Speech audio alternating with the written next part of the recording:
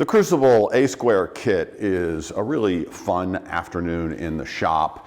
You just have to assemble 3 pieces and true things up a little bit, and you end up with a very accurate and useful shop tool. This video is going to show you how to assemble the 3 pieces in the kit, how to true up the square, and then how to add an accessory that will make the square even more useful. So let's get in and first start to look at how to make the joints as perfect as possible. The kit comes with 3 pieces, and the joinery has already been cut on a CNC router, and all we really need to do is put the 3 pieces together. Now, if everything were perfect in this world, these joints would be absolutely flush. But because plywood has slight variations in its thickness, we machined these joints so that they would either be perfectly flush or just a little proud.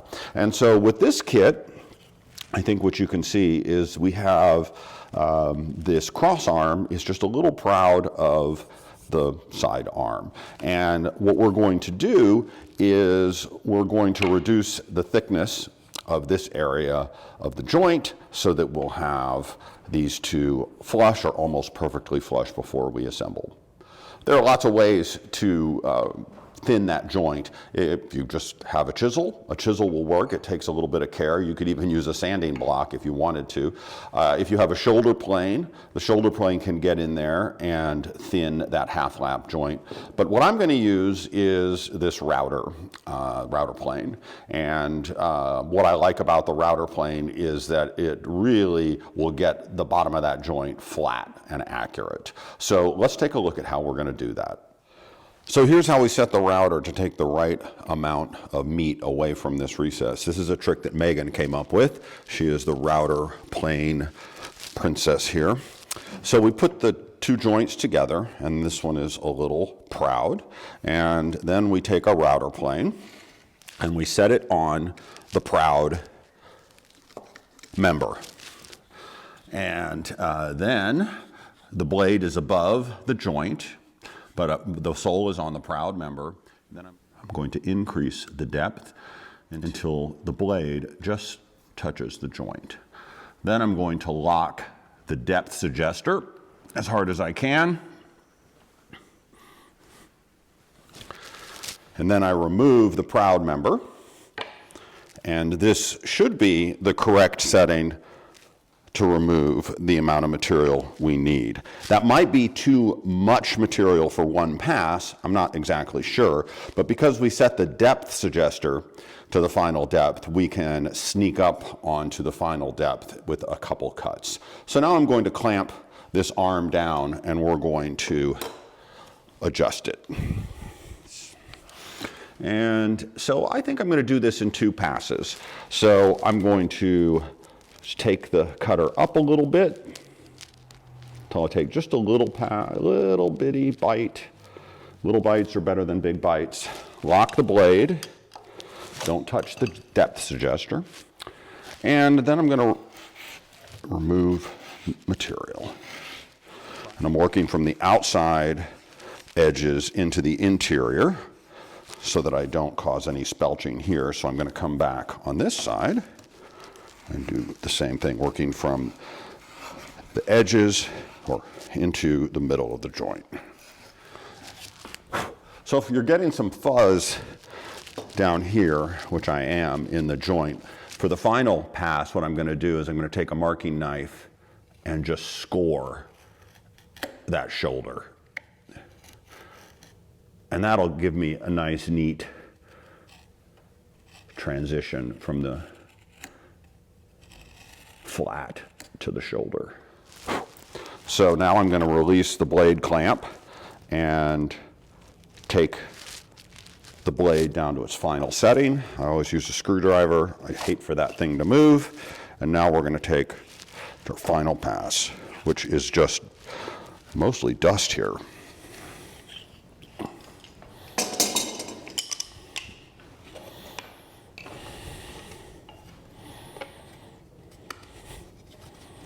Put it together, and it is within a hair.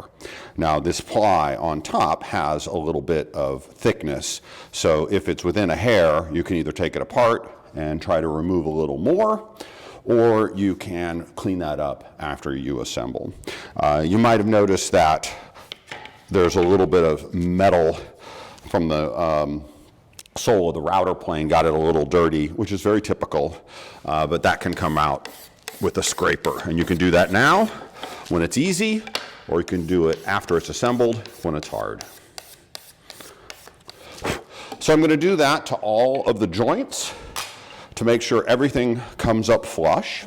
And not all the joints are going to be the same. So change the router setting based on each individual joint. Just don't keep one setting and do it on all 3 joints.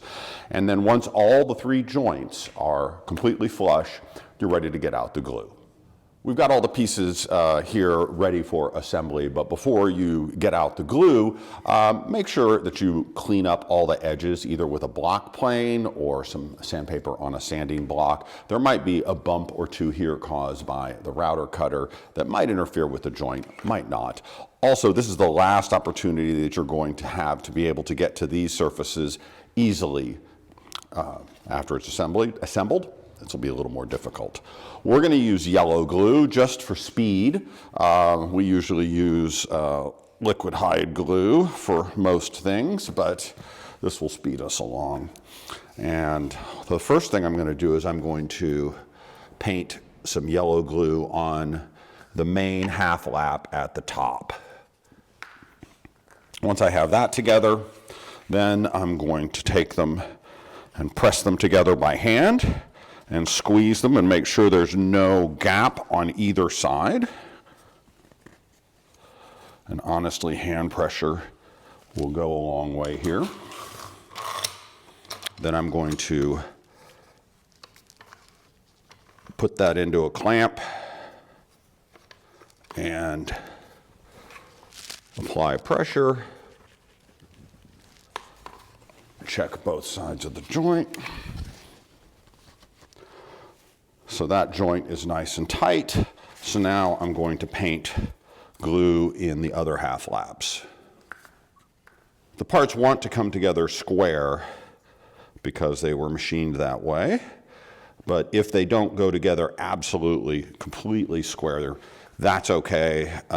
Just try to make sure you have no gaps in the joints.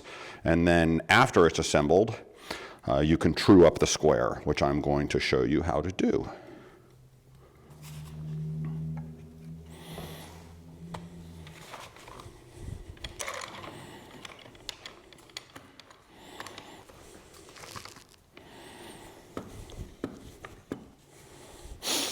Okay, now I'm going to clean up the glue. I'll check the joints on the other side to see if everything closed up at the shoulder. I think it did. Everything went together very tightly like it should. If you do have little gaps there, you could clamp across these long edges here to pull it in a little bit, but I don't think that's going to be necessary. Okay. So we're going to let this dry for 30 minutes, an hour, or whatever. And then when we come back, we're going to level up these joints, and then we're going to true it up.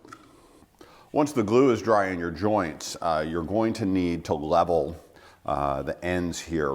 The way this was designed was that after you assemble it, the joint will be about a 30-second proud. And so you'll need to take that high spot down to the edge. And I'm going to do it with a block plane, though you could do it with a wide variety of other things.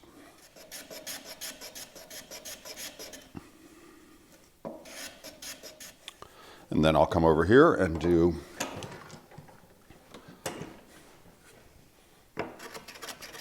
the cross member joint.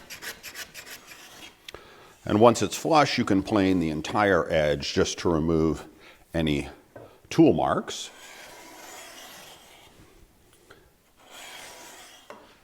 You can square the square, which we'll show here in a minute, and use it as it is, just sort of like a framing square by pressing the edge to this edge and getting it parallel and then marking things off. Or If you have a scrap of wood, and of course we don't know where you would get one, but if you have a scrap of wood, you could cut it to about 1/2 inch thick, 1 inch wide, and about 18 inches long, and then you could glue it to your edge of your square, and that will give you a lip to work off of, sort of like a combination square. So that's what I'm going to do here. And I just take a thin bead of glue and put that on the edge. I've marked little pencil lines where to start and stop. You don't need a lot of glue. In fact, I probably have too much glue. And I'm going to pin this in place with a pin nailer, but if you don't have a pin nailer, you can just clamp it in place. It doesn't have to be perfectly centered.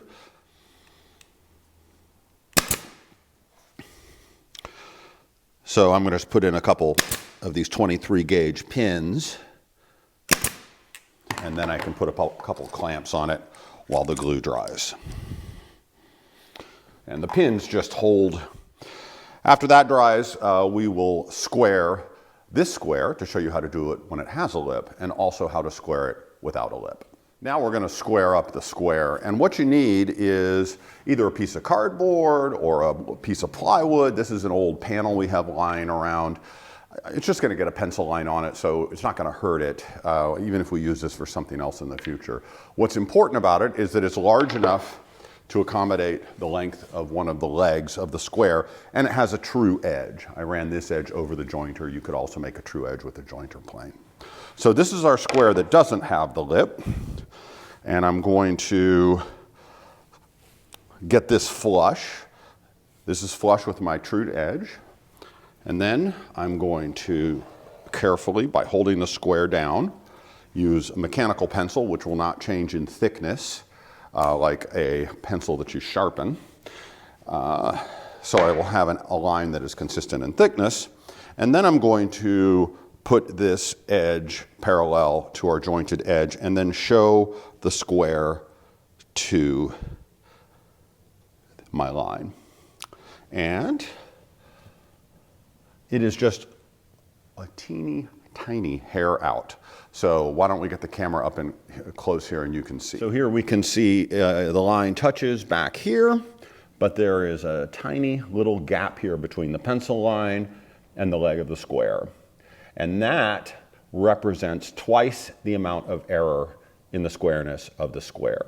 So what I need to do to repair that is I'm going to put this into the vise, and I'm going to take taper cuts here at the back so that we remove more material here than we do at the tip, and that will, perhaps in a couple cycles, square us up like 4 strokes. So 1, 2, 3, and the last stroke should be along the entire length of the square. So now we'll do it all again. I'm going to put an X through this line so that we don't use it by accident. Flush up the leg. Draw the line. Turn the square over. So the square is square. You'll use the exact same set of steps for the square that has the lip. It'll just be a little easier because the lip will automatically square the leg against your jointed edge. So that's how these go together. Once you get them all squared up, you can apply some finish. We usually just put some linseed oil and wax on ours to protect it from spills and water and whatnot, or you can spray paint it. You can tart that sucker up any way you like, and you will have a square that should remain square all through the rest of your lifetime because it's made of plywood. Cue the outro music.